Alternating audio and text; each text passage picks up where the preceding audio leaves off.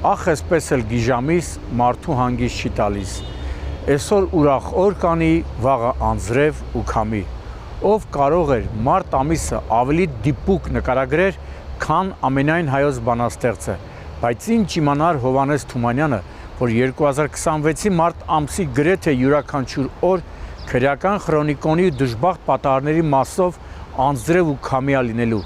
Ժողովուրդ ջան, ցավալի է, բայց փաստ։ Ինչպես նշեց Վայե Ղազարյանը, այս տեսանյութում ներկայացնելու ենք մարտ ամսի միայն մահվան ելքով դեպքերը, ընդ որում դրանք պատկերը չեն ամբողջացնում։ Եթերային ժամանակի սղության պատճառով մի մասը դուրս է մնացել տեսանյութից։ Իհարկե, հաջորդ տեսանյութերում, ինչպես ասում են, բացը կլրացնենք։ Հիմա կներկայացնենք ողբերգական ելքով 6 պատահար։ Սկսենք հանրապետության չարաբաստիկ ճանապարհներից մեկից՝ Գյումրի-Երևան ճանապարհին տեղի ունեցածից։ Եվ ուրեմն առավոտ կանուխ ժամը 6:50-ի սահմաններում ՎԱԶ 2115-ի վարորդը դեպի Երևան ընթանալիս Մաստառա բնակավայրի վարչական տարածքում բախվում է երկաթե արգելապատնեշներին ու գլխի վայր հայտնվում դաշտում։ Մտովի պատկերացնում է վթարի պահը ու սարսափում։ Մեքենայի արագությունը պատկերացնելու համար բավարար է միայն նշել, որ նախքան կլխկոնձի տալը տեսեք, թե ինչ բարձրություն է հաղթահարել։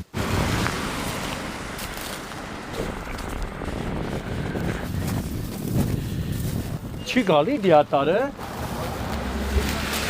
Ինչպես տեսնում եք, վթարի հետևանքով մեկ հոգի տեղում մահացել է։ 3 հոգու էլ, որոնց առաջինը օգնության են ասել քաղաքացիներն ու փրկարարները, տեղափոխվել են Թալինի բժշկական կենտրոն, որտեղից երկուսը ռեանիմոբիլներով տեղափոխվել են Երևանի մասնագիտացված հիվանդանոցներ։ Իսկ դա նշանակում է, որ վիճակները հեչ լավ չի եղել։ Այդուհանդերձ, չեմ զարմանա, եթե վերջում պարզվի, որ ինքնավթարի պատճառը վարորդի աչքը կպնելն է եղել, չէ որ դեպքը, ինչպես արդեն ասացի, առավոտ կանուխ է եղել։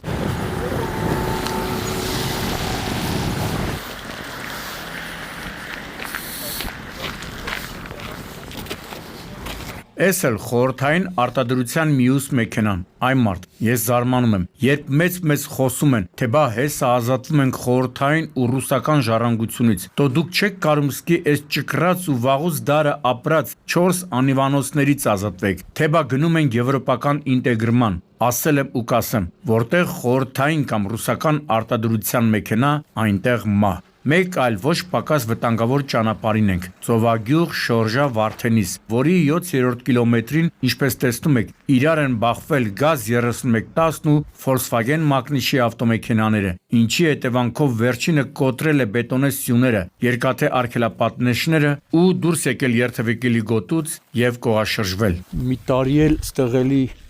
խամեր էր շուրեք է։ Օй, սիրկոտնի Էն էլ այր է ավտոյի մասը։ Հիշում եք ես 31-ին, սրանից 30-40 տարի առաջ, շատերի երազանքներ, ջոչերն էին սրանով ֆրֆռում, բայց հիմա, որ նայում եմ, այս կլխկոնցի տված Volkswagen-ն է, նույնիսկ կողքը սիմպաթիչնի է երևում։ Բայց դե հիմա էլ մեր գյուղացի եղբայրները կասեն, որ հին մեքենաները պահելը նենց չի, որ քմահաճույք է, սոցիալական խնդիր է, բան չասի, բայց քանի անգամ ենք նշել, որ դրանց փոխարեն ավելի լավ է հին Opel առեք։ Լավ, այս կիսաքաղաքական դեբատները դնենք մի կողմ, արձանագրենք, որ վթարի հետևանքով վարորդները եւ 3 ուղևորներ մարմնական վնասվածքներով տեղափոխվել են Սևան բժշկական կենտրոն։ Նրանք խնդրելով արագություն մի բացեք։ Ճանապարհն էլ չոր ա եղել։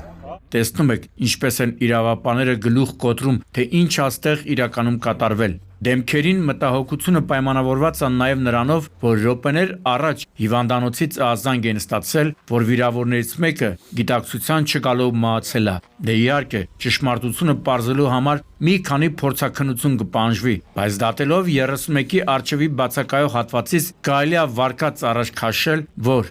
չէ լավ է, ոչ մի բան էլ չեմ ասի, թող նախաքննական մարմինը խոսա։ Այսի հետքն է, լրիվ, հա, այսի սաղ հետքերն է, այսինց, 31-ի վարորդը ստեղ է, հա, ինքնազգացողություն է, վատացել, բժիշկը արձանագրել է, տեղափոխվենք մայրաքաղաք, որտեղ մարտ ամիսը ոչ պակաս տխուր անակնկալներ մատուցեց, թե ասա Երևանի փողոցները այդքան թեր ծանրաբեռնված են, որ այս Nissan-ն ու Mitsubishi-ն այս կարգի վթար են ունեցել։ Պետք էր լավ արագություն ունենալ, որ մեքենաները այսօրը գցել։ Բադալ Մուրադյան փողոցում ենք, որը օրվա ցանկացած ժամի պակաս ծանրաբեռնված չի լինում։ Էլուր մնաց 17:20-ի սահմանները։ Այդուհանդերձ, ինչպես տեսնում եք, երկու մեքենաներն էլ վերածվել են մետաղե ջարդոնների։ Միզո 3 վիրավոր էլի։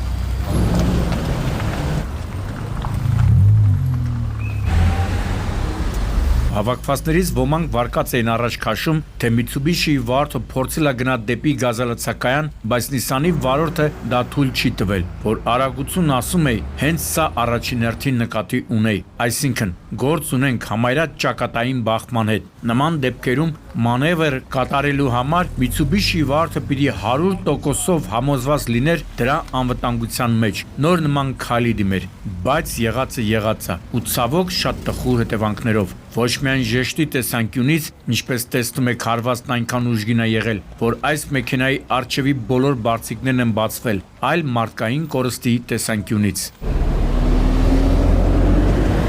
Այս կալոնքի ժողովուրդն են առաջինը հասել օգնել։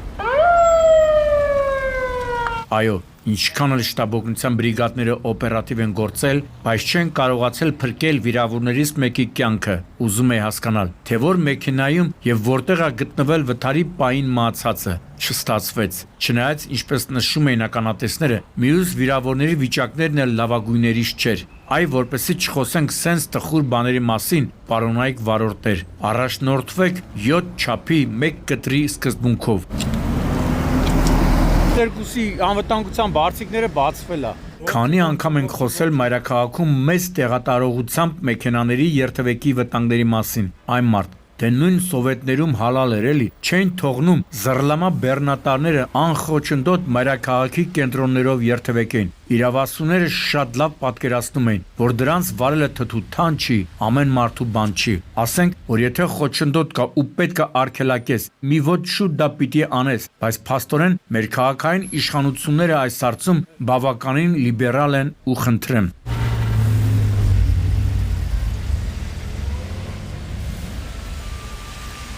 Տեսակ ինչ կատարվեց ժողովուրդ ջան, հետիոտնը փորձում էր ճանապարհը կտրել թույլատրելի հատվածով, այն զռլամա շաքման մակնիշի բեռնատարն էլ հանգիստ վրով անցավ։ Կարող եմ յուրաքանչյուրի հետ գրազգալ, որ բեռնատարի վարորդը չէր էլ նկատել հետիոտնին։ Դե բնական է, նկատեր կարգելակեր, բայց այդտեղ խնդիրը ուրիշ է։ Եթե բոլոր վարորդները, այդ թվում այս բեռնատարի հետիոտների համար նախատեսված անցումներին ինքնաբերաբար դանդաղեցներ արագությունը, նման պատահարներ տեղի չեն ունենա։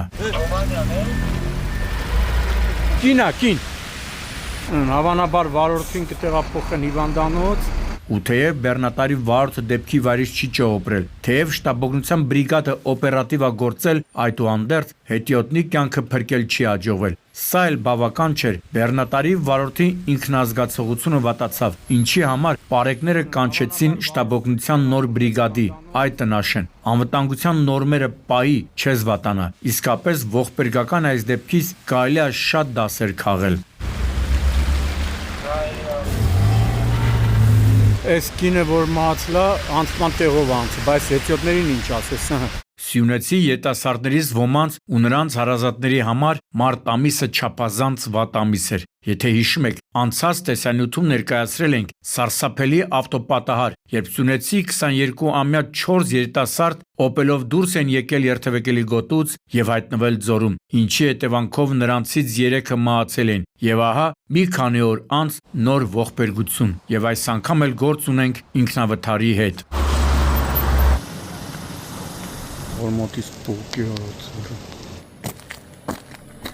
Աստվածիմ, ինչպես կարելի էր այսօր ընկնել։ Մետաղե ջարդոնի վերածված այս կիան վարելա Սյունիքի մարզում հաշվառված 19-ամյա Վարդանը, երբ կեսգիշերից 40 րոպե անց Աբովյան քաղաքի Հատիսի փողոցում դուրս է եկել ճանապարհի երթևեկելի գոտուց, բախվել ծառին եւ կիսակողաշրջվել։ Ինչպես նախորդ տեսանյութի ողբերգական դեպքում էր, այս պատարի ժամանակ էլ մեքենայում գտնվել է 4 երիտասարդ։ Կոտայքի մարզի բնակիչներ 19-ամյա Ամուրն ու Արամը եւ 20-ամյա Ռոբերտը բոլորն էլ տարբեր աստիճանի մարմնական վնասվածքներով տեղափոխվել էին Աբովյան բժշկական կենտրոն։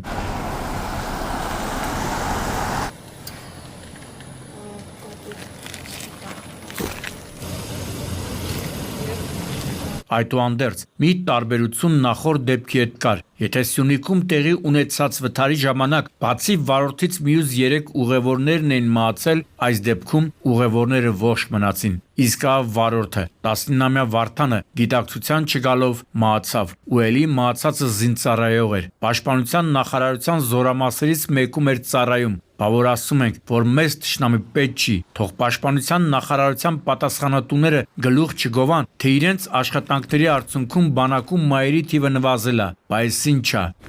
Քիլոկմոն տեղել չկա։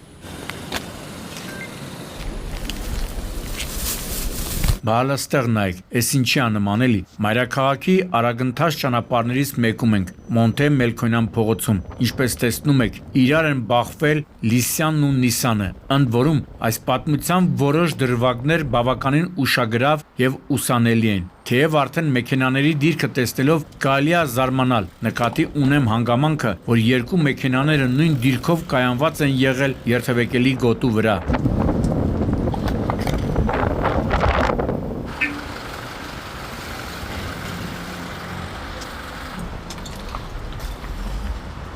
Այդ հանգամանքը ինձ էլ զարմացրեց ու փորձեցի պարզել կատարվածի պատճառը։ Ըստ ականատեսների, Լիսյանը, որի ղեկին եղել է Լոռու մարզի բնակիչ 18-ամյա Էրիկը, այլ երթևեկելի գոտիով է ընթանալիս եղել ու մեկ էլ կանաչ գոտու վրայով անցնելով դուրս է եկել հանդիպակաց երթևեկելի գոտի եւ բախվել Կոտայքի մարզի բնակիչ 64-ամյա Սուրիկի Նիսանին։ Վերջինն էլ իր երթին բախվել է Կիային, այսինքն այս Նիսանը իր գոտիով հանգիստ ընթանալիս է եղել, երբ որտեղից որտեղ հայտնվել է թաթալաբազը ու իր սև գործը արել։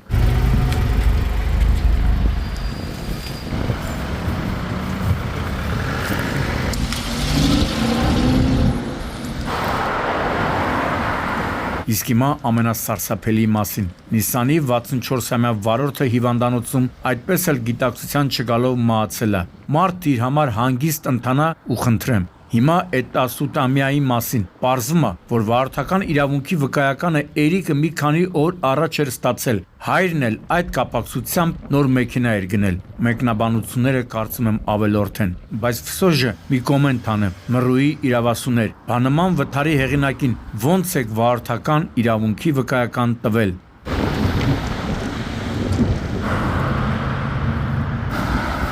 Գագիկ Շամշան, Սուրանկյուն։